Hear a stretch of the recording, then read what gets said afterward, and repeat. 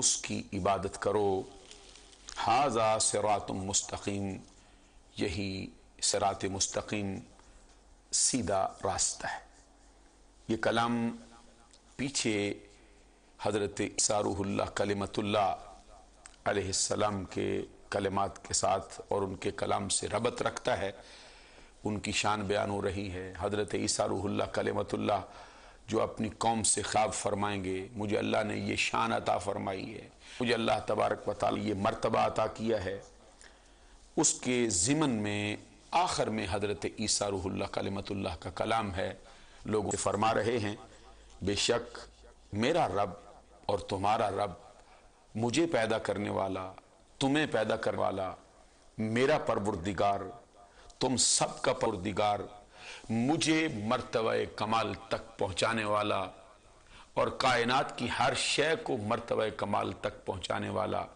اللہ تبارک و تعالی ہے۔ آسمان کا بھی وہی رب ہے،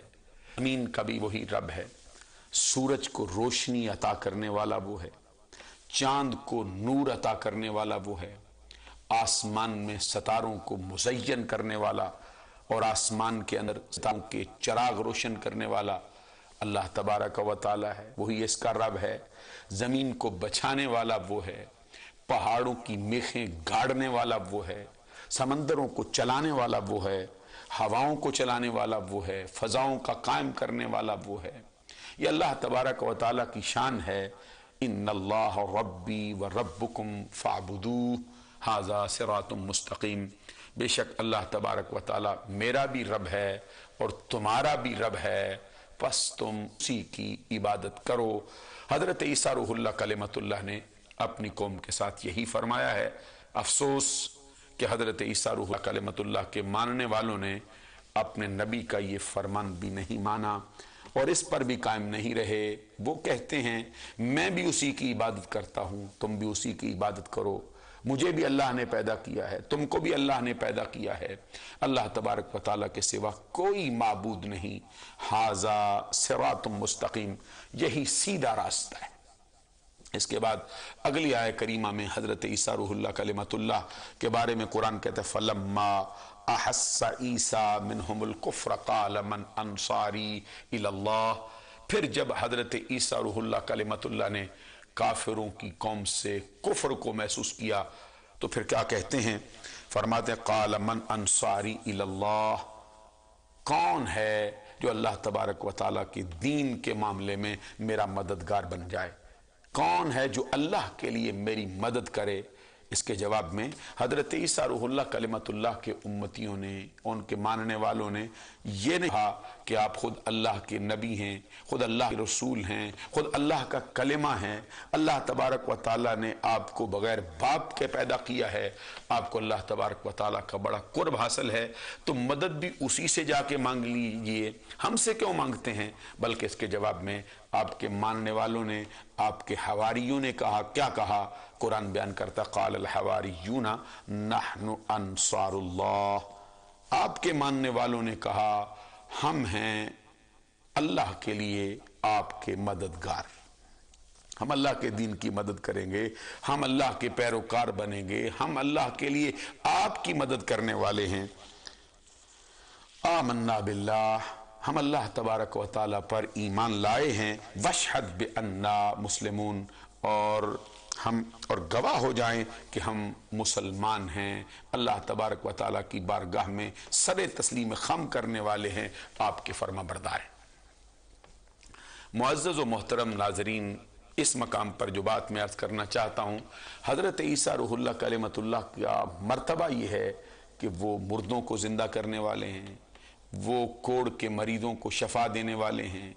وہ مادرزاد اندھوں کو شفا دینے والے ہیں، وہ غیب کی خبریں عطا فرمانے والے ہیں، مٹی کی مٹھیاں پکڑ کر پرندوں کی مورت بنا کر پھونک مار کر اللہ کے حکم سے اس کو زندہ کر دینے والے ہیں۔ پھر ان کا حال یہ ہے کہ وہ کہتے ہیں کون ہے جو اللہ کے لیے میرا مددگار بن جائے۔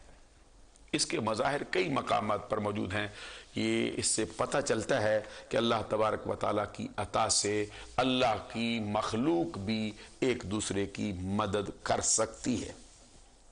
یہ سورہ مائدہ کی ایک آیہ کریمہ میں نے پچھلے درس کے اندر آپ کی خدمت میں پیش کی تھی۔ سورۃ المائدہ آیت نمبر 2 میں اللہ تبارک و تعالیٰ فرماتا ہے وَتَعَاوَنُوا عَلَى الْبِرِّ وَالتَّقْوَى وَلَا تَعَاوَنُوا عَلَى الْإِثْمِ وَالْعُدْوَانِ، نیکی اور پرہیزگاری کے کاموں میں ایک دوسرے کی مدد کرو، وَلَا تَعَاوَنُوا عَلَى الْإِثْمِ وَالْعُدْوَانِ، اور گناہ کے کاموں میں اور زیادتی کے کاموں میں ایک دوسرے کی مدد نہ کرو۔ اب سوال یہ پیدا ہوتا ہے کہ اگر ایک بندہ دوسرے سے مدد لے ہی نہیں سکتا، کوئی کسی دوسرے کی مدد کر ہی نہیں سکتا، تو اللہ تبارک و تعالیٰ یہ کیوں فرما رہا ہے کہ نیکی اور پرہیزگاری کے کاموں میں ایک دوسرے کی مدد کرو اور گناہ اور زیادتی کے کاموں میں ایک دوسرے کی مدد نہ کرو؟ کہیں مدد کا حکم دیا جا رہا ہے، کہیں مدد مانگنے سے منع کیا جا رہا ہے۔ معلوم ہوتا ہے کہ اللہ تبارک و تعالیٰ نے نیکی کے کاموں میں، پرہیزگاری کے کاموں میں، تقوی کے کاموں میں ایک دوسرے کی مدد کرنے کا بھی حکم صادر کر دیا ہے، اور ظاہر ہے کہ جب مدد کرنے کا حکم دیا ہے تو ایک دوسرے سے مدد مانگنے کا بھی حکم صادر فرمایا۔ اسی سورہ مبارکہ سورۃ المائدہ کی آیت نمبر 55 میں اللہ تبارک و تعالیٰ فرماتا ہے انما ولیکم اللہ ورسولہ والذین یقیمون الصلاۃ ویؤتون الزکاۃ وہم راکعون۔ حقیقت یہ ہے کہ اللہ تمہارا مددگار ہے، اللہ کی عطا سے اس کا رسول تمہارا مددگار ہے، اور اللہ کی عطا سے اہل ایمان، وہ جو ایمان لائے ہیں اور وہ جو نماز قائم کرتے ہیں، زکوٰۃ ادا کرتے ہیں اور رکوع کرتے ہیں، رکوع کرنے والوں کے ساتھ اللہ کی بارگاہ میں جھکنے والے اہل ایمان بھی تمہارے مددگار ہیں۔ پھر میں نے سورہ نمل کی چند آیات آپ کی خدمت عالیہ میں پیش کی تھیں، جس کے اندر حضرت سلیمان علیہ السلام جو خود بھی نبی ہیں، جن کے باپ بھی نبی ہیں، داود علیہ السلام کے لخت جگر حضرت سلیمان علیہ السلام، جن کو اللہ تبارک و تعالیٰ نے پوری روئے زمین کی سلطنت پر، پوری روئے زمین پر حکومت عطا فرمائی تھی اور ان کی بادشاہت کے اندر پوری روئے زمین کو دیا تھا، وہ حضرت سلیمان علیہ السلام اپنے امتیوں کے سامنے یہ بات رکھتے ہوئے کہتے ہیں قال یا ایھا الملأ ایکم یاتینی بعرشها قبل ان یاتونی مسلمین۔ حضرت سلیمان علیہ السلام کہتے ہیں میرے درباریوں، کون ہے جو ملک سبا کی شہزادی کا تخت اٹھا کر لائے من قبل ان یاتونی مسلمین، اس سے پہلے کہ وہ میری بارگاہ میں آ کر گردن جھکا دے۔ قرآن بیان کرتا ہے سورہ نمل میں اس سے اگلی آیہ کریمہ میں کہ ایک بڑا سرکش جن اٹھتا ہے قال افریت من الجن انا آتیک بہ قبل ان تقوم من مقامک، اور وہ کہتا ہے اے اللہ کے نبی میں لاتا ہوں، افریت من الجن انا آتیک بہ قبل ان تقوم من مقامک، میں اس تخت کو آپ کی خدمت عالیہ میں پیش کرتا ہوں اس سے پہلے کہ آپ اپنی نشست کو برخاست کریں۔ وانی علیہ لقوی امین، اور اپنے بارے میں وہ کہتا ہے کہ میں طاقتور بھی ہوں، امانت دار بھی ہوں، نہ تو میں پھڑ مارنے والا ہوں، نہ میں امانت کے اندر خیانت کرنے والا ہوں۔ وانی علیہ لقوی امین، میں طاقتور بھی ہوں اور امانت دار بھی۔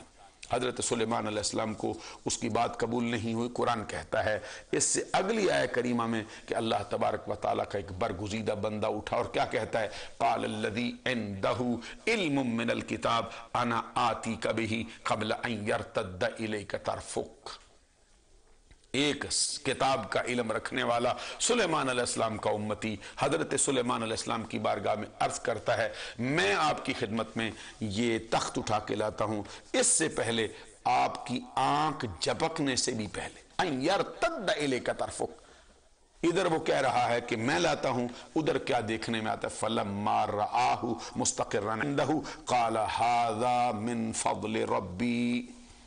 حضرت سلیمان علیہ السلام نے اس کے کہنے پر آنکھ اٹھا کے دیکھا، تخت ان کے سامنے پڑا ہے۔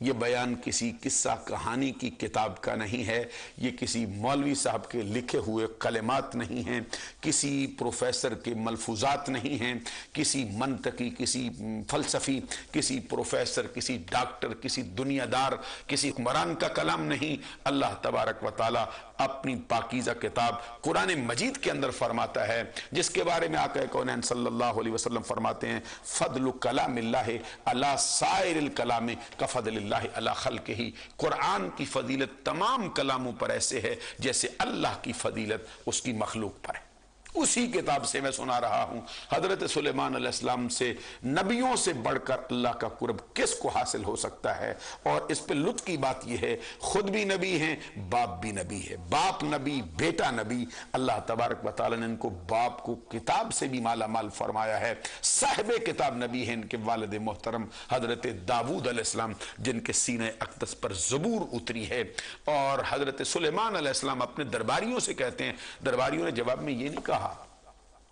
درباریوں نے یہ نہیں کہا کہ آپ اللہ کے نبی ہو کر ہم سے مدد مانگتے ہیں، زمانے کے بادشاہ ہو کر ہم سے مدد مانگتے ہیں، بلکہ کبھی جن کہتا ہے میں لاتا ہوں، اور کبھی ایک کتاب کا علم رکھنے والا، ایک عالم ربانی، ایک اللہ تبارک و تعالیٰ کا عارف کامل، ایک ولی کامل کہتا ہے میں لاتا ہوں۔ آپ کی آنکھ جھپکنے سے بھی پہلے،